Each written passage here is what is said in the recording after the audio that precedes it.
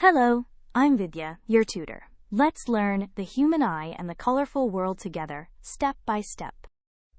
Our eyes are amazing natural cameras. We'll study how they focus, common vision defects, and why the sky is blue and sunsets red. The eye's lens focuses light onto the retina. The ciliary muscles change the lens's shape to focus on near or far objects, a power called accommodation.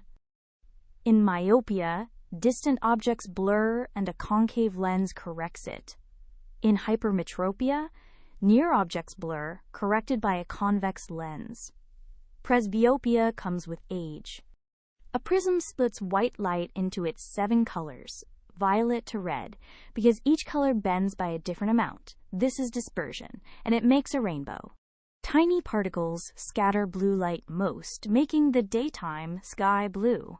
At sunset, light travels through more air, the blue is scattered away, and we see red and orange. To recap, the eye focuses by accommodation. Lenses correct myopia and hypermetropia. A prism disperses white light, and scattering explains the blue sky and red sunset. Well done! Great work! Keep learning with Vidya and visit CBSETest.com for free lessons, worked examples, and practice tests.